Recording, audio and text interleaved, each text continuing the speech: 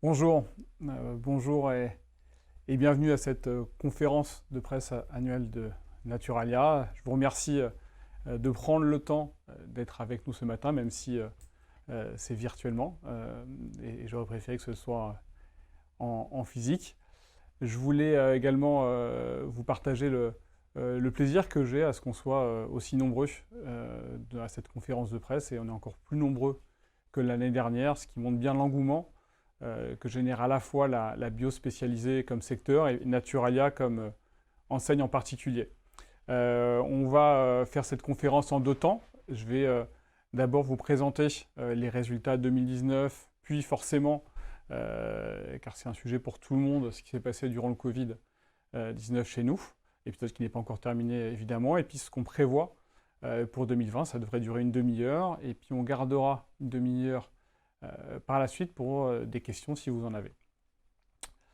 Donc on va commencer évidemment par un retour sur l'année 2009 qui a été une très belle année, je dirais même une année exceptionnelle pour nous. Alors si on part sur le premier sujet, le chiffre d'affaires, on a réalisé l'année dernière 320 millions d'euros de chiffre d'affaires sous bannière, mais le vrai chiffre pour nous qui est important, c'est ce 11,7%, donc ce 12% de croissance qu'on a eu l'année dernière.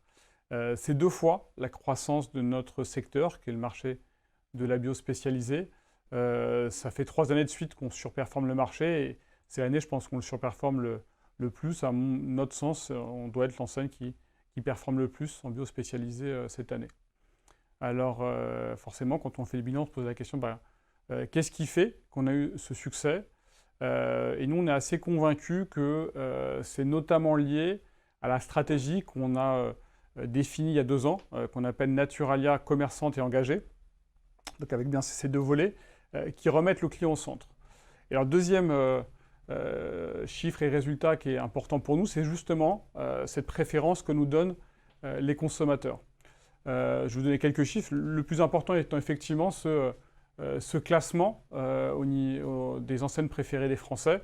Nous sommes sur les enseignes alimentaires la 5e enseigne préférée des Français. C'est un bond de 66 places au classement général. Et donc le plus grand bond qu'il y a eu dans le classement cette année. Autre élément de mesure de la performance par rapport aux clients, le NPS que nous avons mis en place en juin 2019. Nous avons progressé de quasiment 20 points sur l'année sur le NPS, donc autre élément. Et puis enfin, dernier point, le classement Instagram, qui est une autre référence. Nous sommes pareil dans le top 5 des enseignes alimentaires, je suis même maintenant dans le top 4, avec un engagement supérieur à 4%, donc bien supérieur à l'ensemble de nos concurrents. Donc voilà, donc stratégie en fait, je le répète, commerçante et engagée, avec le client au centre et qui nous semble effectivement porter ses fruits à l'aune des résultats que j'évoque. Et alors une stratégie, en fait, à notre sens, elle n'est rien sans son exécution. Et c'est un peu le troisième résultat pour nous qui est important, c'est ce taux d'engagement des équipes. Donc on mesure tous les ans l'engagement des équipes. On est à 90% l'année dernière. C'est plus de points par rapport à l'engagement qu'on avait mesuré en 2018. Pardon, c'est en 2019 effectivement que nous avons fait 82%. Et c'est ce qui, à notre sens, fait qu'on arrive à réaliser la stratégie, parce qu'aujourd'hui, les stratégies ne sont rien si en fait on ne sait pas les exécuter. Et donc l'engagement est vraiment notre responsabilité première chez Naturalia, et on pense qu'elle est notamment liée à deux éléments chez nous. D'abord, la raison d'être de Naturalia. Chaque personne qui travaille chez Naturalia, qu'elle soit au siège ou en magasin, sait pourquoi elle se lève le matin, c'est pourquoi elle fait parfois des horaires plus longs que ce qu'elle ne devrait. Et également aussi l'adhésion aux valeurs. Nous avons 4 valeurs cardinales. La responsabilité, l'audace, la transparence, la diversité. Nous recrutons à l'une de ces valeurs, nous manageons à l'une de ces valeurs. Les gens qui s'en vont sont en général plus en adéquation avec ces valeurs. Et donc c'est à la fois cette raison d'être et cette adéquation aux valeurs qui font l'engagement chez Naturalia. Et je tiens quand même à, et puis c'est pas la seule fois que je le dirai durant cette présentation, à remercier, saluer les équipes, parce que c'est grâce à elles qu'on a réussi à avoir cette performance cette année, à la fois en termes de préférence pour les clients et en termes de résultats chiffre d'affaires. Alors je vous parlais de notre stratégie commerçante et engagée, je vais parler plus précisément de l'engagement d'abord. de comment est-ce qu'effectivement, ou le quoi de cet engagement. Vous le savez, Naturalia, enfin je le crois, Naturalia, créé en 1973, donc il y a 47 ans, était déjà, et par construction, je dirais, une entreprise engagée. C'était à une époque où le bio n'existait pas encore. On parlait d'agriculture alternative à l'époque. Et donc, le couple monsieur et madame Trocmé, qui a fondé Naturalia il y a 47 ans, avait cet engagement cheville au corps. Et on a toujours, durant les 47 ans d'existence de Naturalia, eu ces engagements, porté des engagements. On en faisait un peu, je dirais un peu comme Jourdain, on faisait de l'engagement sans le savoir, en tout cas sans le structurer. Et donc, on a souhaité, en 2018, structurer notre politique RSE autour de 4 axes que vous voyez. C'est la ronde que vous voyez sur l'écran actuellement, avec 20 objectifs qu'on suit tous les mois pour s'assurer qu'on va bien vers un monde toujours plus engagé, en tout cas notre société toujours plus engagée. D'ailleurs, à l'issue de la définition de cette politique RSE et des actions qui y sont attachées, nous avons été labellisés Bio-entreprise durable en 2018. Nous avons été de nouveau confirmés dans cette labellisation en 2019. Pour donner quelques exemples des 20 actions dont je parle, sur le premier axe, qui est faire progresser individuellement et collectivement nos collaborateurs, on a à peu près 20% de nos collaborateurs qui ont été promus l'année dernière. Autre exemple sur favoriser le lien social, nous avons des associations avec plusieurs associations partenaires. Je vous donne un exemple, Le Refuge, qui est la nouvelle association avec qui nous avons fait des partenariats l'année dernière. C'est vraiment un partenariat 360. Donc, à la fois, effectivement, il y a de manière un peu classique des dons que nous leur remettons. Nous faisons de l'arrondi en caisse pour nos clients, donc ils peuvent eux-mêmes donner des dons à l'association. Nous avons également en fait de la communication pour eux, donc en fait il y a des affiches en magasin qui font de la promotion pour l'association, mais ça ne s'arrête pas là. Et c'est ça qui est intéressant, je trouve, dans la façon dont on travaille avec les associations. On va les aider aussi dans leur quotidien. À titre d'exemple, en fait, on a fait des ateliers CV pour les jeunes qui sont recueillis par cette association et qui sont parfois en rupture de sociabilisation et donc ont du mal à trouver un travail. Et puis on a également engagé des jeunes qui faisaient partie qui étaient hébergés par l'association. Autre sujet, autre axe, la promotion d'une alimentation saine. Typiquement, l'année dernière, on a sorti le Pass Vegano, qui permet aux jeunes d'avoir 10% de réduction dans l'ensemble des Naturalia vegan. Dernier axe de notre stratégie autour de la réduction de notre impact environnemental. À titre d'exemple, effectivement, nous avons donné à des associations locales près d'1 million d'euros de denrées qui auraient été sinon gaspillées. Donc, qui fait partie de la lutte anti-gaspillage qui a été un de nos gros axes l'année dernière. Donc, voilà, tout ça, comme je disais, c'est cette partie engagement qu'on faisait sans savoir, sans forcément le communiquer. Et donc, on a été, je dirais, beaucoup plus structuré, plus fort et plus dans la communication de ce qu'on faisait déjà et ce qu'on fait mieux, je pense, aujourd'hui. Si je passe de l'aspect commerçant maintenant, le commerce, c'est d'abord être présent au plus proche des Français. Donc, ça fait quelques années maintenant que nous sommes rentrés dans une phase d'expansion et que nous la continuons. Nous avons ouvert l'année dernière 21 magasins, plus de la moitié en franchise. On a aujourd'hui près de 210 magasins, enfin on a plus de 210 magasins aujourd'hui, mais à fin 2019, on avait 209 magasins dans à peu près toutes les régions de France. Il nous manque, si je ne dis pas d'erreur, deux régions. Et donc l'enjeu, c'est bien de continuer à s'étendre partout en France. Être commerçant, c'est aussi avoir un concept de magasin qui est commerçant. Et je pense qu'un certain nombre d'entre vous le savent. Nous avons développé l'année dernière un nouveau concept que nous avons appelé Marché Bio, près de 1000 m², dont le premier exemplaire a été créé à Brétigny-sur-Orge en banlieue parisienne. Et l'enjeu de ce concept, il porte bien son nom, c'est vraiment un marché. Donc vous rentrez sur une place de marché, vous avez tout autour des stands, donc un stand de fruits et légumes avec des hauts-vendes, un stand de charcuterie, un stand de boucherie, un stand de poissonnerie, un caviste, ce qu'on appelle un Origin Inside. Origin, c'est un de nos concepts qu'on avait créé en 2018, d'ailleurs dans lequel je me trouve aujourd'hui, qui est dédié en fait aux non-alimentaires, et notamment aux cosmétiques et aux compléments alimentaires. Et donc il y a cette petite boutique Shop in the Shop dans le marché bio. Donc on a vraiment ce concept de marché avec différents stands dans le magasin, sans oublier en fait ce qu'on apporte, je pense aussi, au-delà du marché, parce que cette vocation d'être marché, mais en même temps moderne, puisque dans ce magasin, vous avez un drive, vous avez des caisses automatiques, donc on apporte à la fois, je dirais, la modernité du commerce moderne, et en même temps la convivialité du commerce, et c'est un peu ça notre enjeu. Donc ça a été notre nouveau concept de l'année dernière qui a très bien marché, puisqu'on en a ouvert, suite à ce magasin, 3 autres l'année dernière, un peu partout en France. Et c'est cette notion de marché et de fonctionnel pour servir nos clients, on l'adapte dans tous nos magasins. Donc on fait régulièrement ce qu'on appelle des refresh, donc des rafraîchissements de nos magasins pour amener davantage ce concept marché dans nos espaces marchands, notamment les espaces fruits et légumes. Mais également, sur la partie fonctionnelle, nous avons complètement refait tout notre système de caisse pour qu'il soit plus rapide et avons implémenté un certain nombre de caisses automatiques. On a d'ailleurs testé sur 5 magasins le dimanche après-midi, des magasins autonomes, donc qui fonctionnent sans vendeur, et ce qui permet de répondre à une demande de nos clients d'être ouvert le dimanche après-midi. Le commerce, c'est forcément aussi le e-commerce. Aujourd'hui, on ne peut plus, je pense, être une ancienne digne de ce nom sans proposer une offre e-commerce. Donc ça fait de nombreuses années, je pense plus de 15 ans qu'on fait du e-commerce. On a complètement changé notre site en 2017, puis on continue sur la croissance depuis cette période-là. Vous avez les chiffres là. Effectivement, on a fait plus de 24% l'année dernière sur l'ensemble du site, et notamment plus 36% sur un de ces éléments clés qui est la livraison à J+1 en Ile-de-France. Et ça, c'est notamment grâce à une largeur de gamme très importante. On a 6500 produits essentiellement alimentaires en livraison à J+1 et une très très belle offre de fruits et légumes basée sur la fraîcheur, ce qui permet d'avoir des clients très fidèles. Parce que quand on est venu et qu'on voit les fruits et légumes qu'on reçoit avec notre site, en général, on recommande. Dernier élément du commerce, ou de la façon dont on voit le commerce. Ne vous inquiétez pas, au bout d'un moment, ça s'arrête. Le pain, c'est un peu fatigant pour les yeux, mais au bout d'un moment, ça s'arrête. Trois directions sur notre offre. D'abord, l'innovation. On a eu près de 1600 nouveautés l'année dernière sur un catalogue de 1500 produits. C'est toujours en fait notre thématique. Tous les ans, en fait, on renouvelle notre catalogue. Notre sujet, c'est d'aller chercher le nouveau petit produit de pointe, celui qui est bon, qui est goûtu, qui fera plaisir.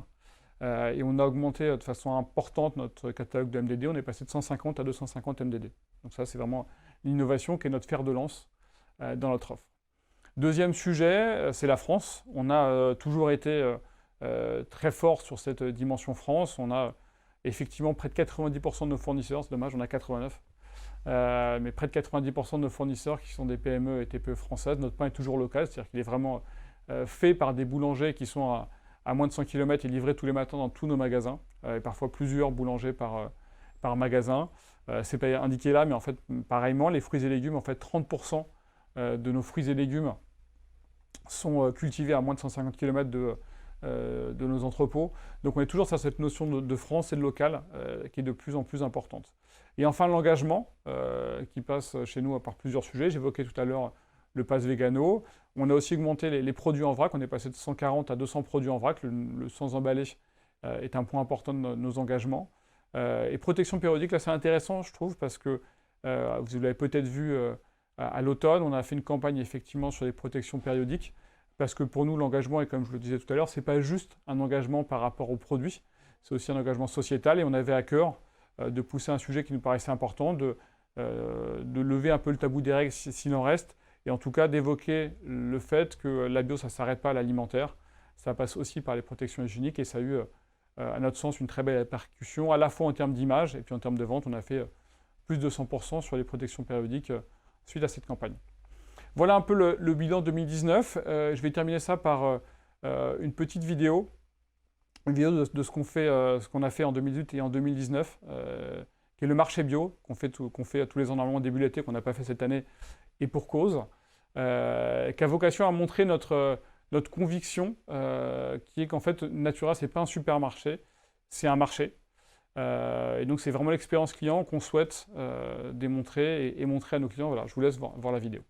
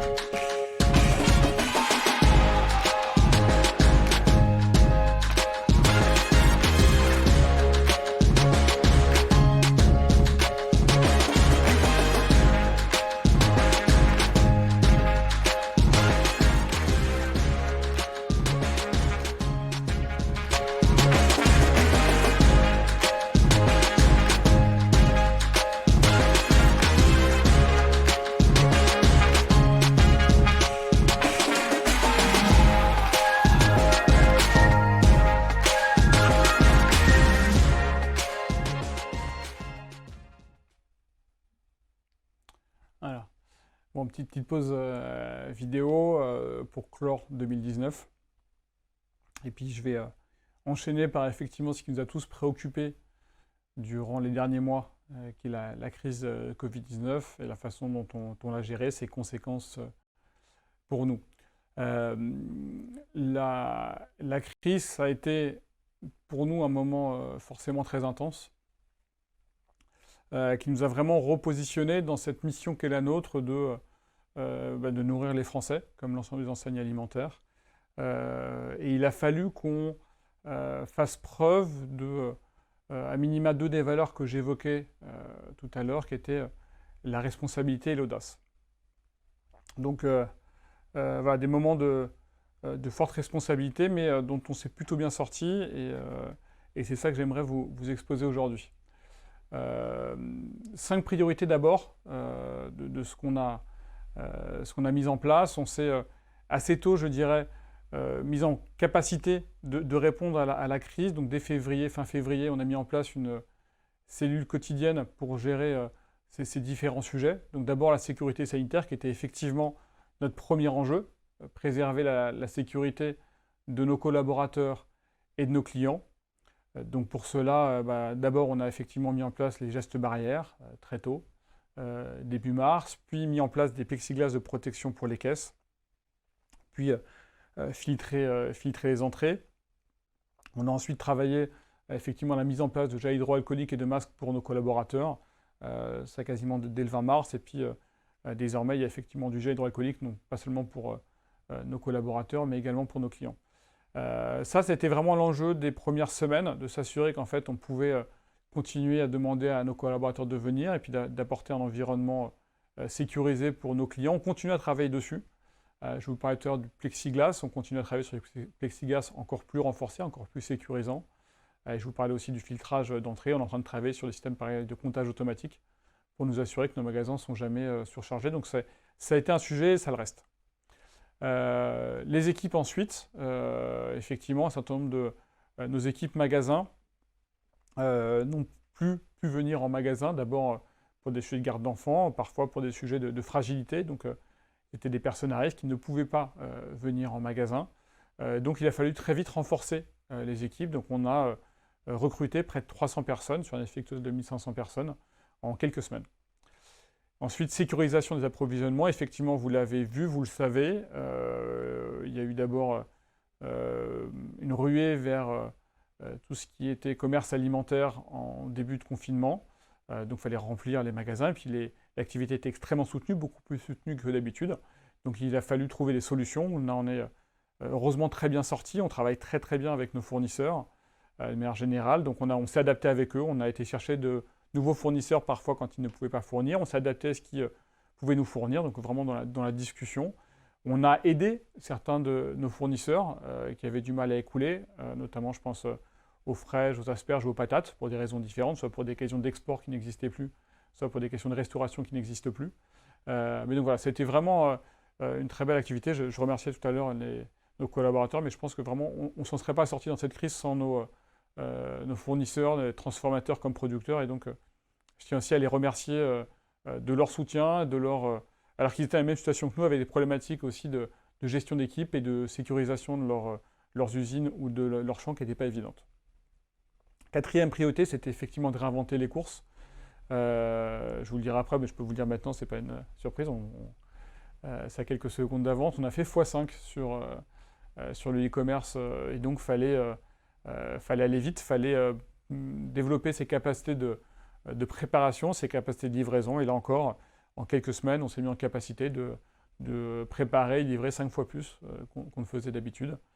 Ça a été le cas sur le J+1, sur Paris, qui est effectivement notre service principal, mais également sur tout ce qui est click and collect et drive, qui ont connu des booms importants durant cette période.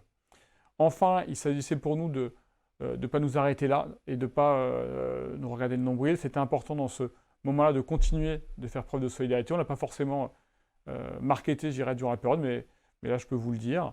On a effectivement donné plus de 60 000 € à la PHP, moitié en fait dont de nos clients et moitié de notre part. On a également permis de récolter des dons, près de 30 000 € pour la Fondation Abbé Pierre, qui s'occupe des sans-abri durant cette période. Et puis on va continuer à faire preuve de solidarité, puisqu'en fait, un certain nombre de masques qui arrivent maintenant en magasin, les masques que vous voyez, d'ailleurs j'en ai un là, je vais vous le montrer. Voilà. C'est mon masque. Et dont une grosse partie des bénéfices, en fait, ira à des associations, pardon, dont l'Abbé Pierre et Cœur de Forêt. Alors je précise un sujet, quand même. Je pense que vous l'écrirez pas, mais c'est pas grave. En fait, la personne qui a fait ça, c'est Marco93. Et en fait, la rémunération, il a décidé, plutôt que de la prendre, de la donner à une association dont lui est partenaire, qui s'appelle la Maison des Femmes à Saint-Denis. Donc voilà, je voulais le remercier. Et puis comme il a fait un beau geste, en fait, on a aussi décidé de faire un don à l'association. Donc voilà, c'est une parenthèse, mais je trouvais que c'est quelqu'un de très bien. Donc je trouve ça assez magique. Encore une fois, c'est une parenthèse, mais je le fais quand même. C'est assez magique, en fait, je trouve, la solidarité qu'on a pu voir dans ces moments-là avec, j'évoquais tout à l'heure nos partenaires fournisseurs, mais également voilà, des prestataires avec qui on travaille. Alors les chiffres de cette période, effectivement, période très dure, mais avec des chiffres importants, un chiffre d'affaires durant le confinement qui a été en moyenne de 40% par rapport à l'année dernière, donc plus 40% par rapport à l'année dernière, avec un rayon des fruits et légumes qui a été le rayon qui a vraiment poussé ce chiffre d'affaires. On fait 200% sur le mois d'avril par rapport à l'année dernière, avec une filière France qui a été très forte. Je parlais tout à l'heure des asperges, des fraises, enfin l'ensemble de notre filière. E-commerce, j'en ai parlé x5 sur le e-commerce. Et ce qui est intéressant, parce que je vous dis, on ne regarde pas que le chiffre d'affaires, on regarde aussi la satisfaction client. On a une satisfaction qui a augmenté durant ce déconfinement. Donc on a réussi, je dirais, à faire ce chiffre d'affaires. Et puis malgré la tension entre les équipes, le chiffre d'affaires qui boomait, on a quand même continué à satisfaire nos clients. Et donc ça, j'en suis content, voire très content. Peut-être quelques éléments d'explication de pourquoi ce chiffre d'affaires. D'abord, on est effectivement sur un format de proximité, et on le sait, les formats de proximité ont été plébiscités durant cette période. On est sur de la bio spécialisée, et à notre sens, il y a un certain nombre de gens qui ont pris conscience qu'il fallait davantage de respect pour l'environnement, et donc ont décidé de venir en bio spécialisé. On a recruté de nombreux nouveaux clients durant cette période, et enfin, je pense, et j'en parlais dans les priorités, je pense qu'on s'est mobilisé très vite, très tôt, et ce qui a permis aussi d'offrir des magasins commerçants à nos clients potentiels, et puis à des clients que nous avons recrutés durant cette période.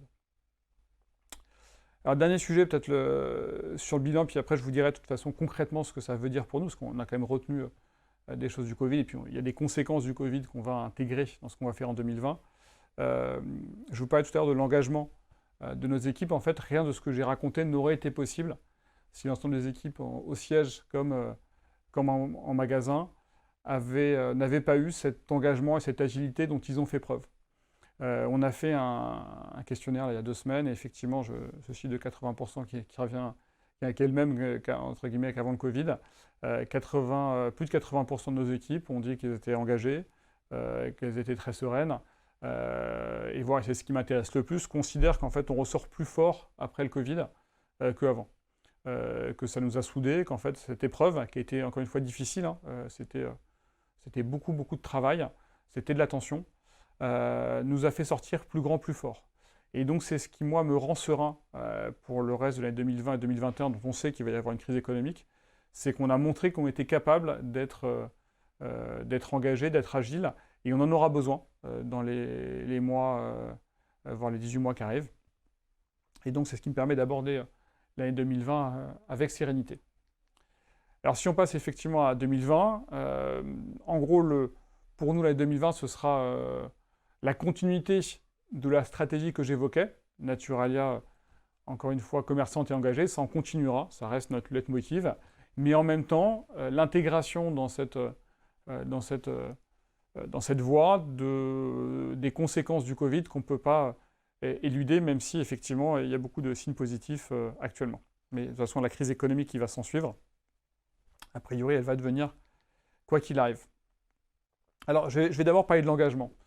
Je vous ai évoqué un peu tout à l'heure l'engagement dans l'histoire de Naturalia. Je n'ai pas forcément évoqué cette date de 2016, durant laquelle collectivement, donc l'ensemble de l'entreprise, nous avons décidé de clarifier notre raison d'être. C'est celle que vous voyez à l'écran, donner la liberté de faire du bien aux hommes et à la nature. cette raison d'être, nous avons décidé de l'intégrer dans nos statuts. Donc d'en faire quelque chose d'immuable, et de bien dire qu'en fait, au-delà d'être une entreprise et donc d'avoir une responsabilité de chiffre d'affaires et de résultats, on a bien cette raison d'être, et c'est ça qui nous porte tous. Au-delà de cette raison d'être que nous allons intégrer dans nos statuts, nous nous engageons également dans un processus de certification Bicorp, avec l'ambition d'être la première entreprise de distribution alimentaire, d'être certifiée Bicorp en France. Et concrètement, on ne va pas attendre non plus d'être certifié Bicorp pour avancer. Donc voilà un certain nombre de projets que nous avons cette année, que nous avons déjà commencé à déployer. D'abord, nous sommes en plein bilan carbone. Ce qui est intéressant dans ce bilan carbone, c'est qu'on ne s'arrête pas à ce qu'on appelle les fluides énergétiques, qui est la façon classique qu'ont de faire une entreprise de bilan carbone, mais on intègre bien le bilan carbone de nos produits, parce qu'en fait, en réalité, dans nos magasins, ce qui a un vrai impact carbone, c'est plutôt les kilomètres que font nos produits entre le lieu de production, puis de transformation, puis de distribution. Donc voilà, notre bilan carbone qu'on devra avoir, j'espère, d'ici quelques mois. Ensuite, nous soutenons l'application Greenly, qui est une application qui se branche sur vos achats, et qui du coup vous permet d'identifier votre empreinte carbone et derrière de permettre de contribuer à des projets qui limitent la déforestation ou qui font de la reforestation. Donc une toute nouvelle application qui a démarré il y a quelques mois et qu'on trouve assez extraordinaire. D'ailleurs, on les pousse et durant le mois de juin, 2% des achats des clients Naturalia seront reversés à l'application Greenly. Et enfin, on a mis en place pour nos collaborateurs un accord de mobilité durable qui leur permet d'avoir une partie ou toute ou partie de leurs frais de mobilité durable remboursés. Donc c'est s'ils viennent en fait en vélo ou en trottinette au magasin ou au siège. Et je pense qu'on doit être la première entreprise en France à avoir signé cet accord-là depuis le décret qui a eu lieu début mai, donc je suis très content. Donc voilà, tout un pan, je dirais, autour de la décarbonification. Je ne sais pas si le terme existe, mais sinon il faut l'inventer. D'autres sujets sinon d'engagement. On va faire effectivement un partenariat avec KissBankBank pour être Green Mentor, donc pour pousser des projets de jeunes entrepreneurs autour de ces thématiques-là. On va lancer des gourdes solidaires. Là, vous avez deux exemples, celle du Refuge et celle de Jardin de Cocagne, qui sont deux associations qu'on soutient depuis un certain nombre d'années. Donc pareil, on va lancer ces gourdes-là avec la vocation à la fois de communiquer sur l'association, mais aussi de leur reverser des bénéfices. Et enfin, parce que on a le souhait quand même de communiquer sur tout ce qu'on fait, vous allez avoir d'ici peu de temps, une dizaine de jours si je ne me trompe pas, une campagne qui pastiche les campagnes municipales et qui rappelle un certain nombre de nos engagements. Alors au-delà de l'engagement, je vous dis c'est engagement et commerce, donc le commerce, forcément encore le développement. On va continuer sur la même vitesse qui est la nôtre depuis un certain nombre d'années. On va continuer à ouvrir une vingtaine de magasins, et ce malgré les quelques mois d'arrêt qui ont grévé ce qu'on devait faire durant les mois de mars à mai. Donc aussi bien en format urbain que marché bio. Là, vous avez des exemples de magasins qu'on a ouverts en début d'année. Un qui se trouve au métro Parmentier et un qui se trouve à Ajaccio. Donc c'est le premier magasin en Corse. Je ne l'ai pas encore vu parce qu'il a ouvert juste avant le confinement. On a effectivement près de 50% de nos franchisés, enfin 50%, pardon, plus de 50% des ouvertures qui sont prévues qui le seront en franchise. Et juste en bas, le petit plan, c'est un transfert qu'on va faire. C'est intéressant parce que le 86 rue Cambronne, c'est un de nos magasins historiques. Il fait à peu près 120 mètres carrés. Et on va transférer sur un magasin beaucoup plus grand à 70 mètres, 350 mètres carrés. Et c'est un peu ça aussi notre vision, au-delà d'ouvrir des magasins, c'est aussi d'offrir des expériences qui sont beaucoup plus commerçantes et agréables à nos clients. Plus d'omnicanal, et effectivement, je vous l'ai évoqué, durant le Covid, on a fait x5, donc une accélération formidable. Les chiffres continuent d'être extrêmement forts sur la partie e-commerce, donc on va encore développer Naturalia.fr, donc on va augmenter de façon significative nos capacités pour servir nos clients à Paris, mais également en région, donc on va développer du J+1 en région. On va étendre nos services Click and Collect et Drive, on a à date 40 Click and Collect et un Drive, on va passer à 60 Click and Collect, pardon, je vais y arriver, et 4 Drive. Et enfin, point important aussi, en février, nous avons changé notre programme de fidélité, qui se veut désormais plus généreux et plus engagé. Plus généreux car Désormais, vous accédez à une journée privilège qui vous donne accès à moins 10% sur toutes vos courses 2 fois plus vite et plus engagé, car désormais, vous doublez vos points, donc ce qui permet d'avoir accès à la journée fidélité. Vous doublez vos points sur les rayons sans emballage, donc le pain, le vrac et les fruits et légumes. Dernier sujet peut-être sur le commerce, une façon différente aussi de travailler. Forcément, l'expérience commerçante chez nous, elle passe d'abord par nos collaborateurs en magasin. Donc, ça fait plusieurs années qu'on investit sur eux, à la fois en termes quantitatifs, de plus en plus par magasin, et qualitatifs en les formant. Là, forcément, depuis l'épisode Covid-19, ça a été plus compliqué de les former. Il n'y a plus de formation en présentiel comme on pouvait en avoir jusqu'à maintenant. Donc, on avait déjà prévu d'investir sur l'e-learning. On va aller beaucoup plus vite et beaucoup plus fort. Donc, on a déjà passé beaucoup de nos formations sur l'e-learning sur ces quelques mois-là qui ont précédé. Et on va continuer à passer beaucoup de formations sur l'e-learning. L'enjeu, c'est qu'on arrive à être aussi bon et avoir le même niveau d'accueil et de conseil en formant nos collaborateurs par le e-learning que précédemment. Puis on va continuer à travailler sur nos marqueurs de l'offre. D'abord le Made in France. Alors, entre guillemets, on a de la chance. Le Covid, effectivement, pousse à relocaliser le Made in France. On était déjà très fort là-dessus. On va continuer à être encore plus fort. Donc j'espère bien que l'année prochaine, vous serez tous là et que je pourrai vous dire qu'on ait dépassé les 89% de fournisseurs français. Et puis surtout, on va travailler sur le local, qui est un marqueur très très fort et qui est aussi un vrai levier de différenciation pour nous. On a travaillé sur les soins solides. Là, vous voyez d'ailleurs derrière moi un meuble de cosmétiques solide. Donc vous pouvez trouver tout ce que vous voulez en termes de cosmétiques. Bon, évidemment savon, mais aussi shampoing, crème, etc. Je pense qu'on a la plus belle offre de cosmétiques solides en bio en France. Ensuite, alors ça c'était déjà prévu, mais effectivement là aussi accéléré de par le Covid-19 et la potentielle crise, donc le besoin d'être rassurant en termes de prix. On va accroître les produits à marque Naturalia et on va développer une gamme qu'on appelle les essentiels qui rassure sur la qualité et le prix. Donc c'est ce qui permet en fait à l'ensemble de nos clients d'avoir accès à une bio spécialisée en minimisant je dirais le prix qu'ils payent. Voilà ce que je voulais vous dire sur ces différentes périodes, sur 2019, sur la crise Covid et sur 2020.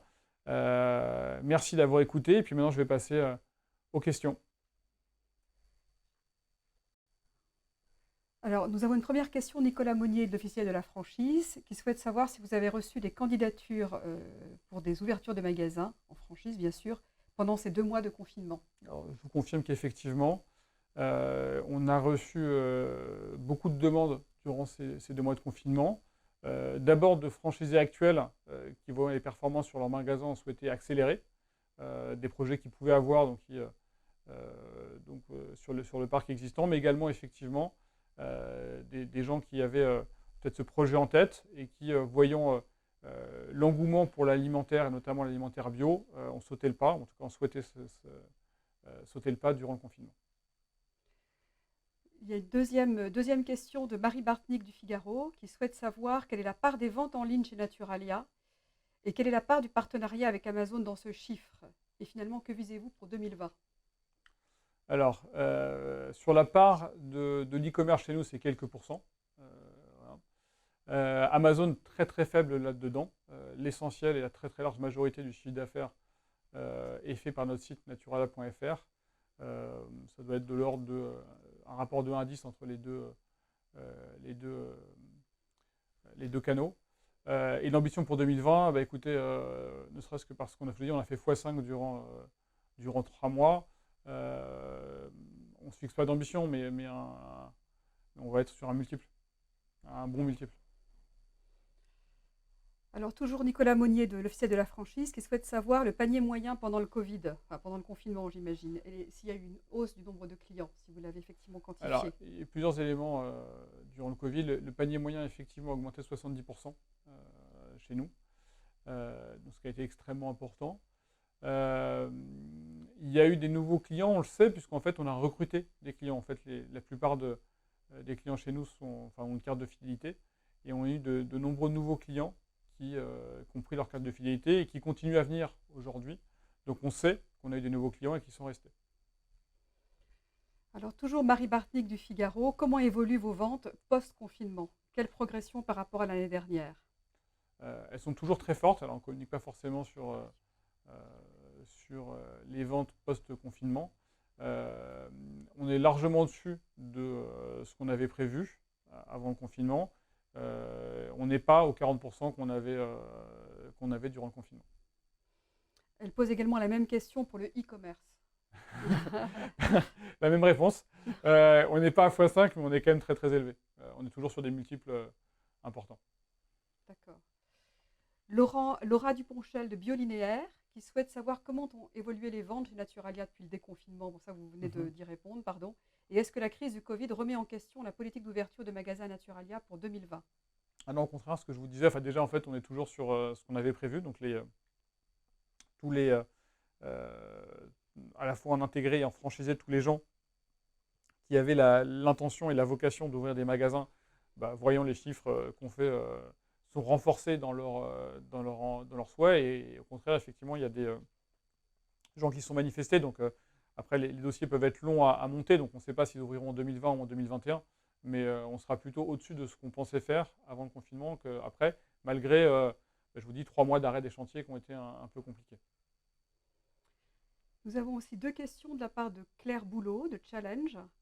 Vous dites que 30% des fruits et légumes sont achetés à moins de 100 km des entrepôts, mais pour être cliente fidèle de Naturalia, je constate encore énormément de fruits et légumes qui proviennent de pays étrangers.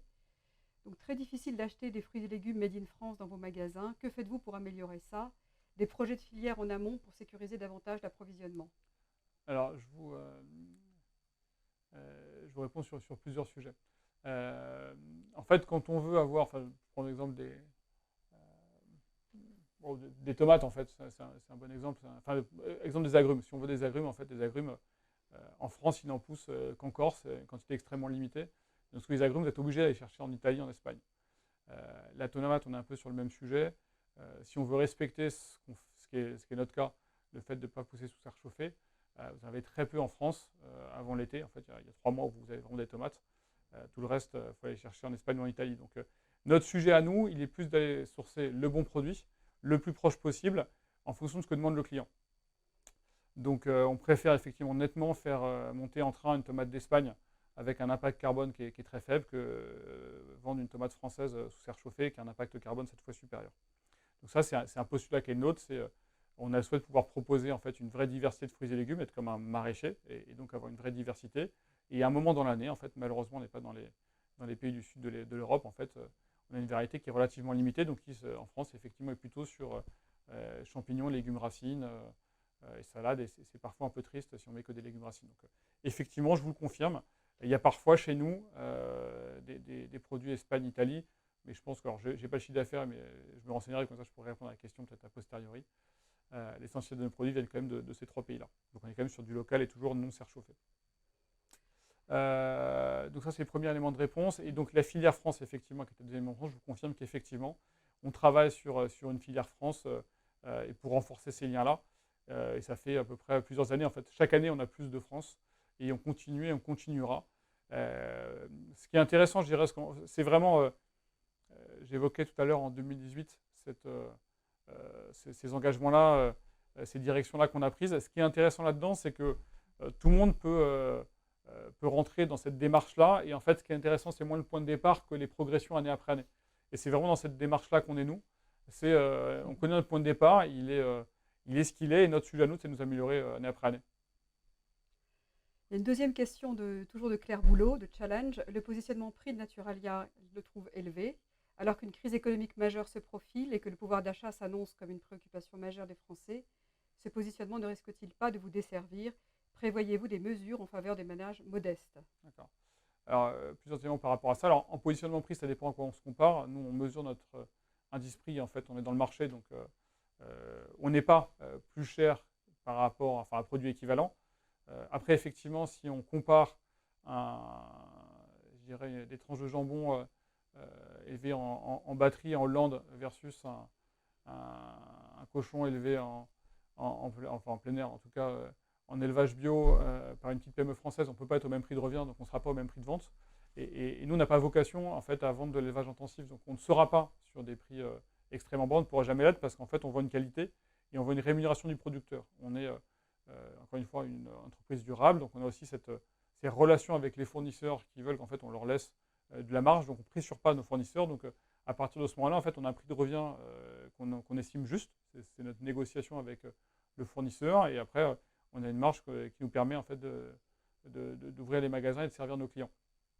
Donc, est-ce qu'il y aura quelque chose de massif? Non, parce qu'on ne sait pas le faire, on n'a pas vocation à se battre sur le prix. Néanmoins, comme je l'évoquais tout à l'heure, pour les gens qui veulent faire de la biospécialisée, il y a plusieurs mécaniques. D'abord, je l'évoquais, on va lancer les essentiels. Donc, c'est un repérage des produits les moins chers. On augmente notre MDD qui est souvent mieux positionné en termes de prix. Et comme je vous le disais, on a amélioré notre feed. Donc, pour les gens qui sont fidèles, ils ont assez rapidement 10% sur l'ensemble de leurs courses, ce qui permet effectivement de faire baisser la note. Donc voilà, on a mis en place un certain nombre de systèmes pour permettre aux gens qui veulent de la bio spécialisée de pouvoir diminuer leurs coûts. Mais il ne faut pas imaginer qu'on puisse se battre face à des enseignes dont le prix est la revendication majeure, parce que ce n'est pas notre revendication. Nous avons une question de Antoine Lemaire de Biolinéaire qui souhaite savoir si vous avez une estimation de votre chiffre d'affaires pour 2020, à fin 2020. Alors je l'ai, mais je ne la communique pas. D'accord. On vous la donnera de toute façon en fin d'année, comme chaque année. Une autre question du magazine Linéaire. Quel est le bilan des Naturalia marché bio et l'objectif de déploiement?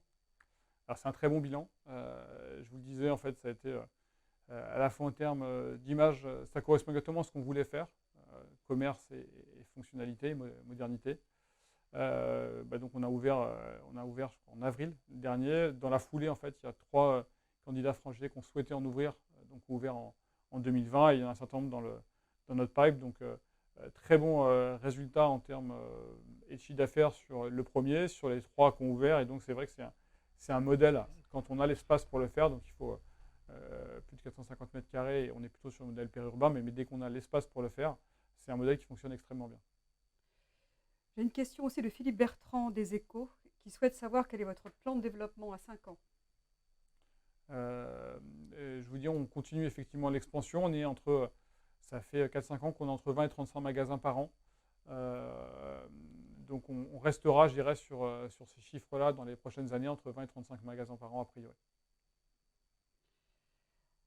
Une autre question de Philippe Bertrand des Échos toujours. Quelle a été la croissance de votre chiffre d'affaires à surface comparable en 2019? En 2019, on ne communique pas l'écart entre le comparable et le non comparable, mais il est significatif. Et donc, une nouvelle question, effectivement, de Tila Guérin-Calmette du magazine Les Marchés. Avec la crise économique qui arrive et l'impact qu'elle aura sur le pouvoir d'achat, quid de la consommation bio et de la consommation de produits bio et français? Quelle est votre vision? Alors, je vous dis, j'ai pas de vision, j'ai un choix et des inquiétudes. C'est pour ça que je vous évoquais tout à l'heure suite au sujet Covid-19. Le bilan, c'est que pour moi, il faut surtout être agile, parce que je ne sais pas de quoi sera fait l'avenir.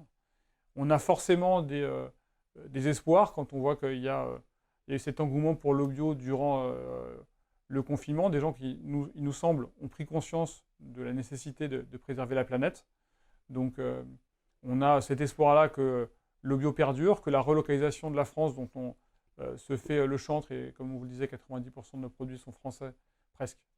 Donc, on a effectivement cet espoir que la consommation de produits bio, et notamment de bio spécialisés, perdure, voire augmente durant les mois qui viennent. On ne sait pas quel sera l'impact de la crise économique sur notamment nos consommateurs de bio spécialisés. Est-ce qu'un certain nombre d'entre eux, pour effectivement des raisons pécuniaires, décideront d'aller vers des enseignes qui proposent des produits moins chers, pas forcément bio. Mais ça, c'est une crainte, effectivement, c'est des scénarios qu'on imagine, mais je ne sais pas vous dire, et je n'ai pas forcément de vision tranchée à ce stade sur ce qui va se passer. Nous avons une question de Camille Harel de LSA. Pouvez-vous chiffrer les coûts liés au Covid pour Naturalia, en matière sanitaire, d'approvisionnement, de recrutement, d'absentéisme, coûts de transport également? Alors, je n'ai pas de chiffres agrégés. Ils sont effectivement extrêmement importants. Il y a tout ce que vous avez mentionné est juste.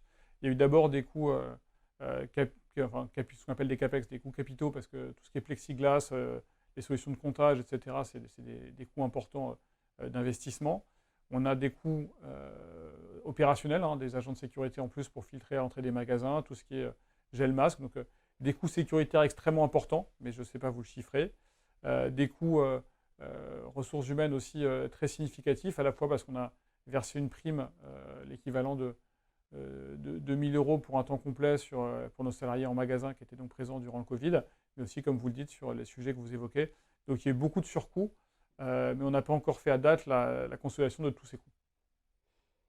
J'ai une question de la correspondance de l'enseigne, Alice Brulmori. Quels sont les chiffres de fréquentation concernant Naturalia Origine et Naturalia Vegan? Et projetez-vous de nouvelles ouvertures pour 2020? Alors, je n'ai pas en tête, je suis désolé, les chiffres de fréquentation sur ces magasins. Ce que je peux vous dire, c'est que aujourd'hui, c'est des concepts qui plaisent, avec une forte croissance. On est à peu près à 20% de croissance en chiffre d'affaires par rapport à l'année dernière sur l'ensemble de ces magasins, avec des clientèles bien distinctes et très intéressantes pour nous, puisque les véganes sont essentiellement sur une clientèle jeune qu'on cherche à capter, parce qu'on a quand même un enjeu, c'est de rajeunir les consommateurs de la bio spécialisée. Et sur les magasins effectivement Origine, qui sont plus sur une clientèle classique, mais qu'on cherche à capter sur non alimentaire, par rapport à des concurrents, notamment pharmacie, qui ont beaucoup travaillé sur ces rayons-là récemment. Donc, il y a pour nous cette logique de créer, d'aller chercher des nouveaux clients, et aussi de tests, parce qu'en fait, beaucoup de produits qu'on rentre d'abord dans les origines en fait, se retrouvent dans les naturels derrière, parce qu'en fait, on a une offre qui est beaucoup plus large en cosmétique et non alimentaire, et pareil pour le vegan. Ce qui fonctionne bien dans le vegan, derrière, est basculé dans les magasins naturels. Donc, voilà, ces deux concepts, ils ont à la fois cet enjeu de recrutement et cet enjeu de test, et ça fonctionne plutôt très bien. Une question de agroalimentation qui est plus liée en fait aux produits essentiels. Est-ce que c'est une réponse à une baisse du pouvoir d'achat qui pourrait découler de la crise économique à venir? Et combien de produits essentiels allez-vous lancer cette année? Dans quelle catégorie? Alors, je me suis mal exprimé, je me suis dit quand je l'ai dit. Ce n'est pas des produits qu'on va lancer, c'est des produits qu'on va identifier, donc des produits qui existent déjà, mais qui ne sont pas forcément identifiés. Donc, il y a 150 produits essentiels. L'enjeu, c'est plus d'aller signifier aux clients, effectivement, qu'ils peuvent trouver chez nous des produits qui sont à coût très réduit, avec un très bon rapport qualité-prix. Et donc, oui, effectivement, c'est en partie une réponse à une potentielle baisse de pouvoir d'achat de nos clients. Une question du monde du bio-gourmet, Ronan Le Fléché. Au niveau des packaging, la crise du Covid-19 aura-t-elle un impact sur les emballages et les contenants? Quelle est votre réflexion par rapport aux emballages plastiques? Alors, je dirais que malheureusement, par rapport notamment aux engagements qu'on porte, la crise de Covid a plutôt tendance à privilégier l'emballé. Sur typiquement deux rayons chez nous, que sont le vrac et le pain, qui, durant la crise du Covid, ont vu leur chiffre d'affaires régresser, alors que tout le reste du magasin était plutôt en très forte hausse, parce que les gens ont cette inquiétude du non-emballé, ce qui est le cas du pain, et le vrac, en fait, où il faut manipuler des poignées, donc qu'on peut être manipulé par d'autres. Donc effectivement, les gens se sont retournés vers l'emballé, je pense notamment au vrac, les gens se sont retournés vers l'emballé par rapport au non-emballé. Donc malheureusement, je dirais, la crise Covid a plutôt tendance en fait, à pousser les gens vers l'emballage. À nous de travailler pour l'engagement qu'est nôtre quand même de pousser le vrac. Donc je l'évoquais avant le confinement, on a poussé ce programme de feed qui pousse le non-emballé. Là, je vous dis, on a sorti il y a quelques semaines, vous voyez là, il y a encore du vrac, donc de la cosmétique mais avec du vrac. Donc on va continuer à pousser le vrac, malgré effectivement cette tendance-là, c'est notre mission. Et à nous de rassurer les clients sur le fait que ça peut être en vrac et néanmoins non contaminant, ou en tout cas bien respecter les gestes barrières et la décontamination de ces espaces-là. Une question de Morgane Bertrand pour l'Obs. Quand allez-vous intégrer votre raison d'être dans votre statut et quand espérez-vous être certifié Bicorp? Alors, je viens de vous dire le plus tôt possible, mais je n'ai pas de date encore. Donc, le statut, j'espère très très vite. Donc, mais honnêtement, je ne vais pas m'engager sur une date. Et sur le Bicorp, on a commencé, mais tout va dépendre en fait du premier audit pour pouvoir répondre à le temps qu'il nous faudra pour être certifié. Donc, je ne sais pas vous répondre, mais j'aimerais bien pouvoir vous dire, en tout cas, prochaine conférence l'année prochaine, qu'on est certifié Bicorp. Une question à nouveau de Marie Bartnick du Figaro. Quand pourriez-vous servir vos clients qui commandent en ligne via l'entrepôt conçu avec Ocado par Casino? Je n'ai pas compris la question, excusez-moi. Quand pourriez-vous servir vos clients qui commandent en ligne via l'entrepôt conçu avec Ocado par Casino? Alors, pour l'instant, cet entrepôt, si je ne dis pas de bêtises, alors, s'il a démarré, c'est Monoprix Plus, je crois, qui est servi, donc c'est Monoprix. Donc pour l'instant, c'est des produits Monoprix, ce n'est pas des produits Naturela. Naturela.fr, on a notre propre capacité de livraison à date. J'ai une question de Laura Duponchel de Biolinéaire. Alors, vous y avez en partie répondu tout à l'heure, hein. Est-ce que le rayon vrac est reparti à la hausse depuis le déconfinement? Non, non, il n'est pas encore reparti. Enfin, il est mieux que durant le confinement, mais il n'est pas encore reparti à la hausse. Enfin, il est reparti à la hausse, je dirais ponctuellement là, parce qu'on a fait une opération Le Goût du Vrac le week-end qui est passé. En fait, vous aviez moins 20% sur le vrac. Donc là, effectivement, il est reparti à la hausse un peu mécaniquement. Mais on n'a pas l'engouement qu'il y avait avant, parce que le vrac, depuis 4-5 ans, c'est quand même un de nos rayons stars qui fait 20% de croissance en comparable tous les ans. Et là, effectivement, il n'est pas encore reparti sur ces niveaux-là. Donc, encore une fois, à nous de travailler pour le faire repartir. J'ai une autre question de Simon Boutigny de la correspondance de l'enseigne. Quelle est la répartition des ouvertures entre le marché bio et les magasins de centre-ville cette année? Donc on parle de 2020. Alors, j'ai malheureusement pas les chiffres. Je me suis posé la question ce matin pour être honnête et je n'avais pas les chiffres. Mais je pense qu'on va être sur. Je réfléchis en fait au projet qu'on a. Je pense qu'on va être sur les 60% urbain, 40% marché bio. Mais je peux vous dire des bêtises, mais c'est dans cet ordre-là. Et donc justement, il reprécise, il redemande le détail de vos objectifs d'ouverture pour le marché bio à moyen terme.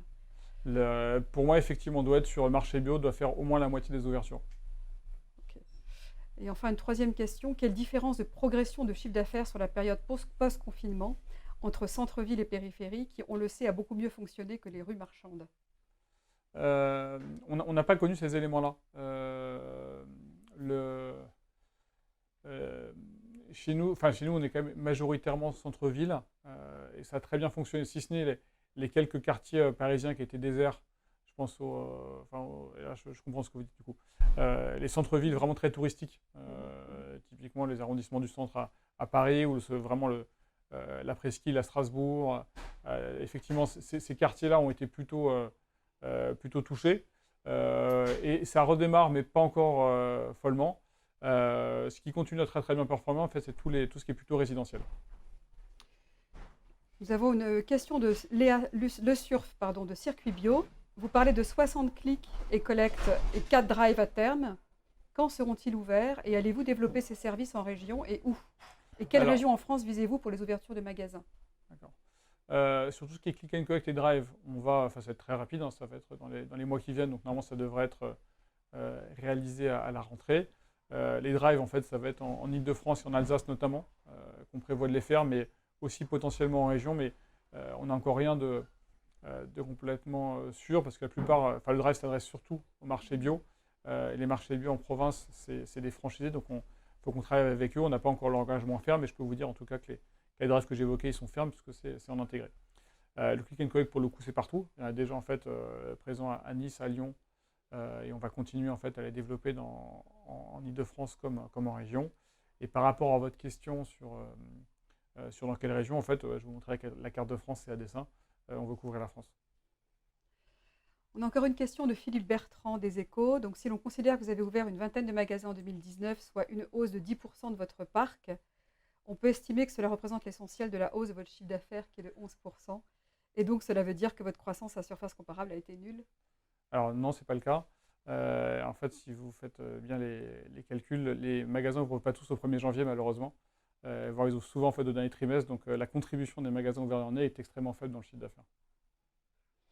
Une question toujours de Léa Le Surf de Circuit Bio. Quel est le poids du vrac sur le chiffre d'affaires et quel objectif à terme? Réfléchissez-vous à des concepts plus forts sur le vrac? Alors le poids du vrac aujourd'hui, c'est autour de 5%. Ça dépend vraiment des concepts. Sur le marché bio, en fait, où la part du vrac en termes de code part linéaire est beaucoup plus importante, on peut monter jusqu'à 10%. Et donc, on va se situer à terme. L'ambition de 10%, je pense, est bonne. Après, la question, c'est la célérité avec laquelle on y arrive. Mais par contre, non, on ne pense pas à des concepts dédiés vrac pour le moment. J'ai une question également de Biolinéaire, Antoine Lemaire. Que représente le service arrière dans vos magasins et comment le voyez-vous évoluer? Pensez-vous développer d'autres concepts comme origine, naturelle et vegan? Deuxième question, pardon. Donc sur le service arrière, c'est surtout en fait en marché bio qu'il y a le service arrière. On n'a pas de servicières dans nos marchés urbains. Donc, vu que le marché bio est un concept très récent, c'est à date moins de 2% de notre parc, c'est quand même très limité comme quote-part de notre chiffre d'affaires. On ne l'a su pas pour être complètement transparent. Deuxième question, j'ai oublié, excusez-moi. Et la deuxième question, pardon, c'était... bon, pardon, je vais vous passer à une autre question, excusez-moi.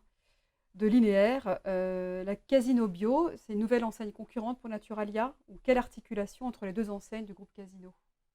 Alors, je ne vais pas me prononcer pour l'enseigne Casino. Je crois qu'ils ont ouvert un magasin, je ne sais plus où pour être honnête. Je crois ici les Moulineaux. Je n'ai pas été voir, je ne sais pas vous dire. En tout cas, il n'y a pas de coordination. D'accord.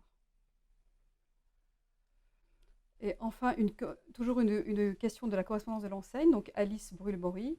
Le partenariat avec Amazon Prime n'est-il pas contraire aux valeurs véhiculées par Naturalia? Euh, non, je ne vois pas pourquoi.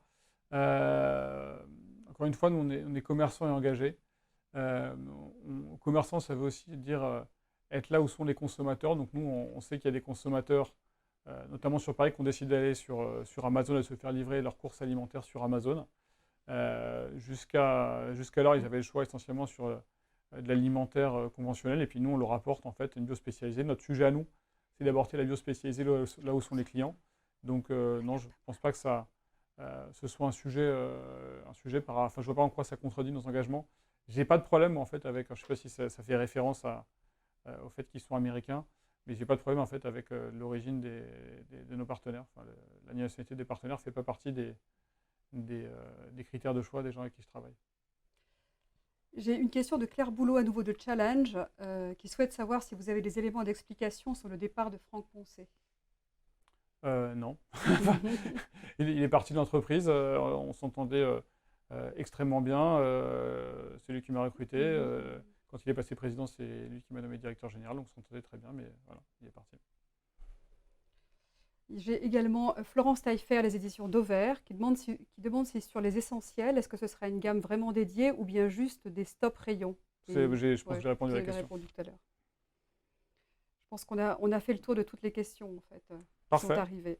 Parfait, très bien. Eh bien, écoutez, merci beaucoup de à la fois d'être présent, de votre participation active avec de nombreuses questions. Et puis voilà, à disposition, je pense, s'il y a d'autres questions. Merci.